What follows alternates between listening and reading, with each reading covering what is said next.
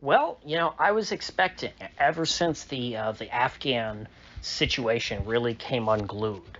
I've been saying that Joe's going to pivot to vaccine mandates. He's going to pivot back to the Wu flu because that's the only issue in which he polls positively. So he wants to change the conversation of that. And so I knew he was going to go hard in this direction, but I did not anticipate it would be quite like this. This is more extreme than I would have thought.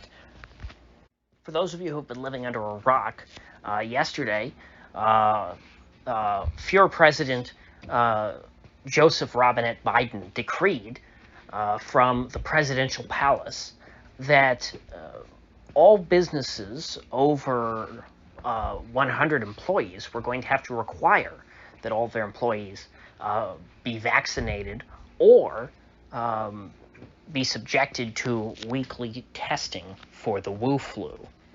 Now, you might say to yourself, why is it 100 employees or more? Is there something about having 100 employees that makes your business more dangerous?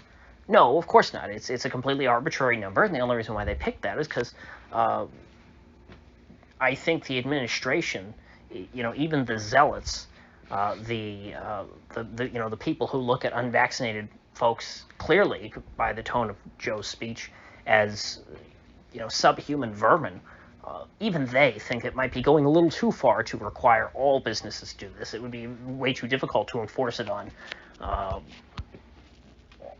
small businesses and little bakeries and electricians and companies like that. So they're starting out with trying to get the big fish, because Joe said, "Hey, this is going to affect 80 million people. Look at all these. I can mandate that 80 million people in this country be vaccinated or lose their job."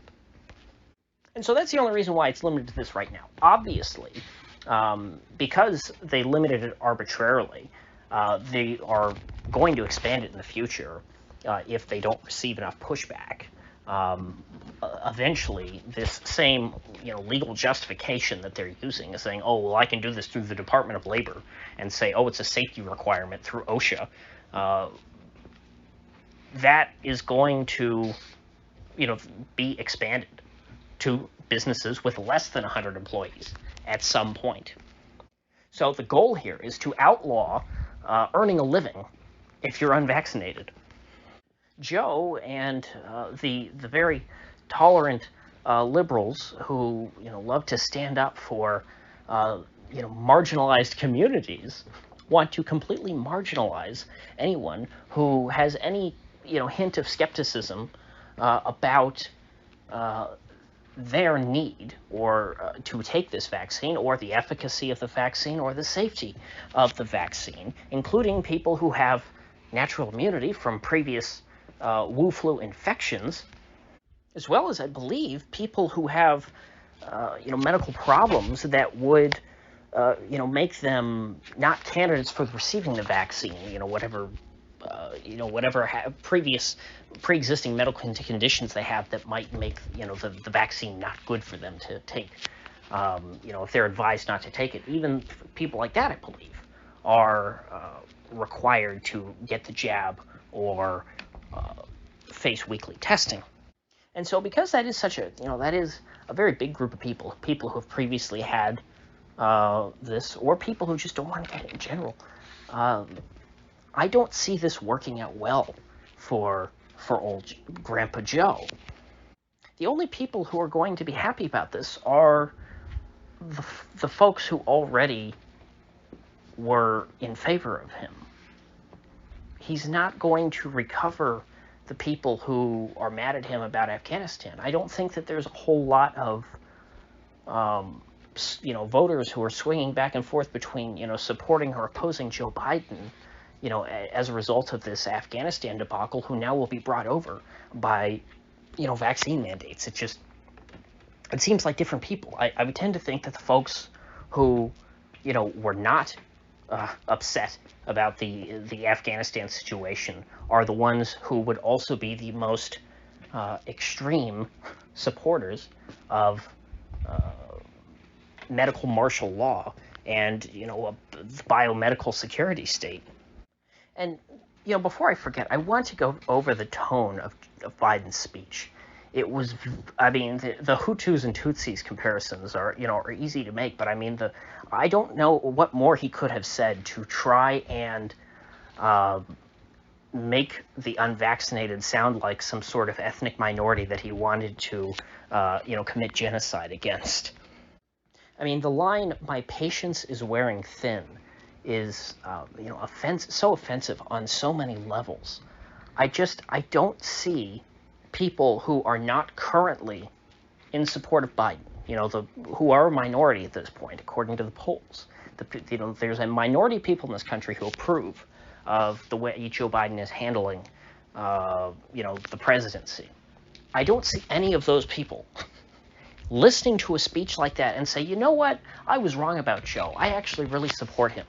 Especially when you look at, now, I don't think that Biden voters look a whole lot at the Wu-flu statistics, at, the number of cases and hospitalizations and deaths and so forth.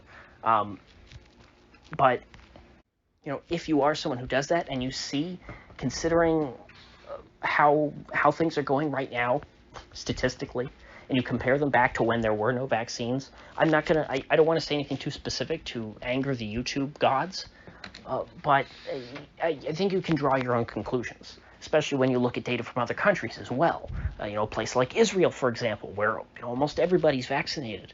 If you look at how they're doing now versus how they were doing, in the winter or before that, it seems like these waves of the virus come and go, and statistically, the virus doesn't seem to care a lot how vaccinated your country is. Now, someone might try to argue, a priori, that the, if the population is highly vaccinated and we see that the waves of infection are still pretty comparable to previous waves, then that's just proof that this wave would have been so much worse without all the vaccines. The argument there being, we know the vaccines are making a difference. So if we're not seeing a difference empirically, then that just means that, without the vaccines, things would have been so much worse empirically. Now, that's an argument you can make, but I think it's very hard to defend. I haven't seen a whole lot of evidence for that. And certainly when the evidence is that scarce, it becomes very hard to justify imposing these sorts of things by force, especially when you have the imagery of, shoving a needle, a sharp object, which it generates a visceral reaction in people naturally because sharp objects are viewed as dangerous.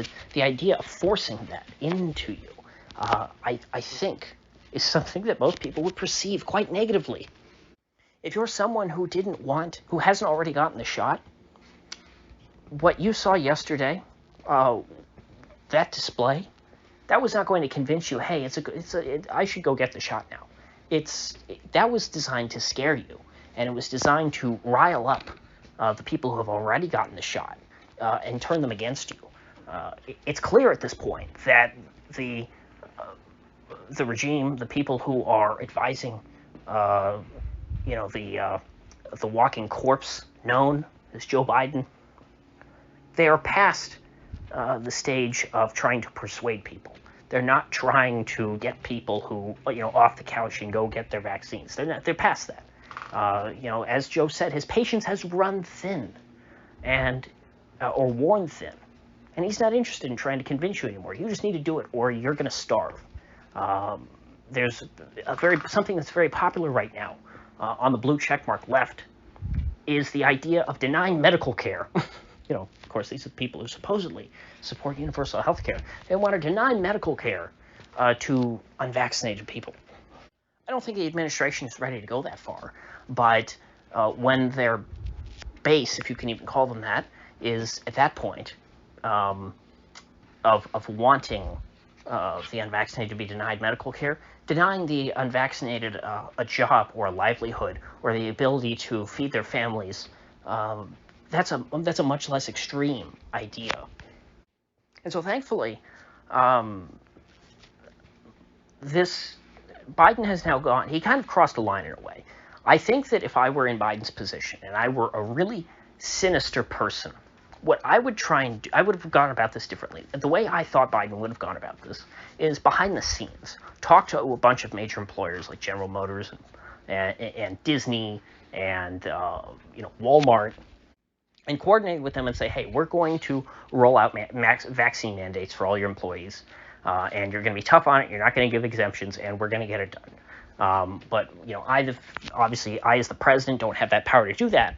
But you guys do. Your employers, your private businesses, you can dictate the terms of employment to your workers, and we're going to make it very difficult for people who don't have a vaccine in this country.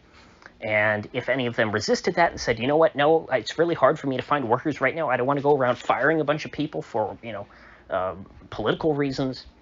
Biden could have said, hey, I'm the president of the United States. I can make your life very difficult from a regulatory perspective. So do as I say.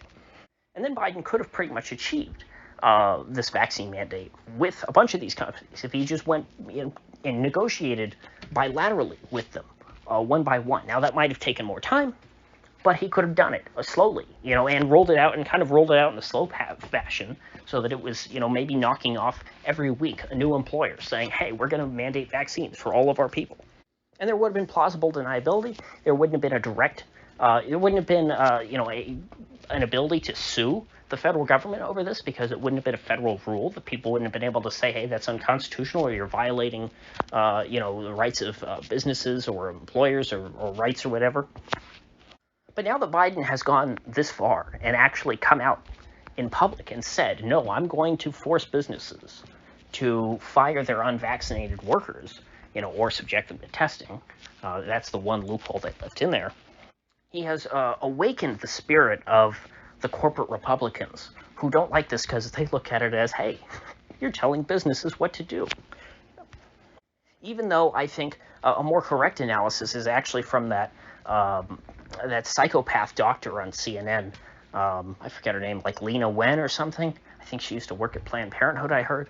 The one who said, she's tired of the carrot and stick approach with the unvaccinated. We need to make their lives difficult a few months ago. Of course, now we're seeing that come to fruition.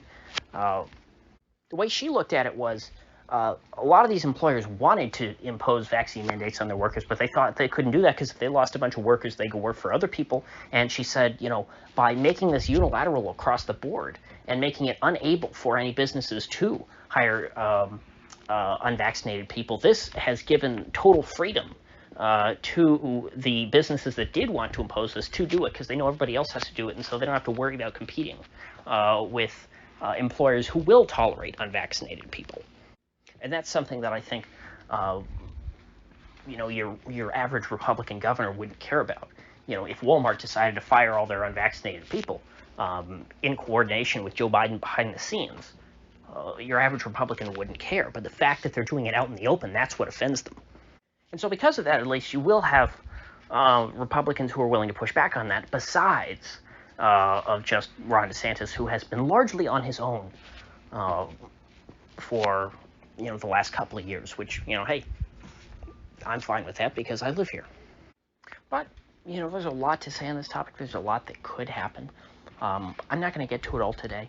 I think I'm going to try and save that for tomorrow and continue talking about where we go from here. But it's clear that Joe has crossed a serious line. This is going to cause a lot of problems for millions of people in this country. And this is going to affect real people. This is, not just something that we talk about in the news. This is, I know people personally who work for companies that fall under this rule, who now are going to be looking for work elsewhere. So, please join me tomorrow because I will be going over the different directions in which I think this will move from here and how it is going to play into the overall decline of the American system. I definitely think that this is another sign of how unhealthy the U.S. has become sociopolitically. This is something that's going to aggravate existing divisions and drive them even deeper and make the political system function even less so than it currently does. But with that said, I will see you back here tomorrow.